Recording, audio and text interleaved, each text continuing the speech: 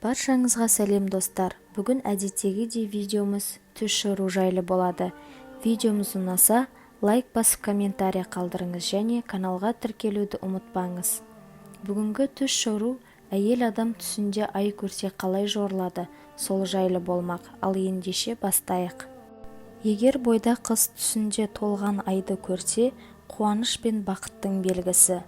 Ал егер бойда қыз түсінде толмаған айды көрсе, ол қыздың басында бір мұң бар екендігін, бірақ сол мұңның Алланың қалауымен жақында кететіндігін білдіреді.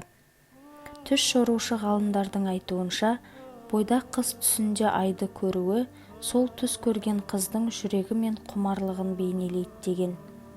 Бойда қыз жаңа туылған айды көрсе, мейірімділіктің белгісі.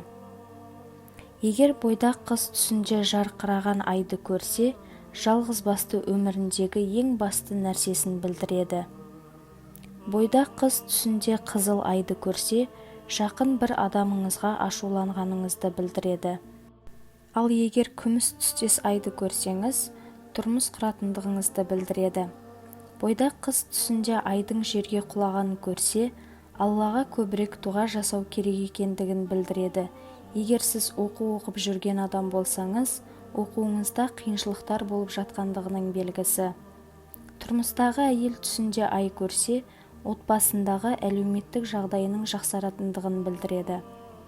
Жүкті әйел түсінде ай көрсе, жатырдағы баланың жағдайының жақсы екендігіне және жеңіл босанатындығының белгісі.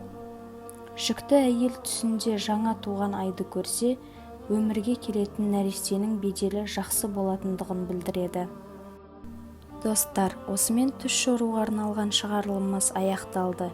Егер де біздің видеомыз ұнаған болса, лайк басып комментарий қалдырыңыздар және де подписация бөлімін басып қоңырауды басуды ұмытпаңыздар.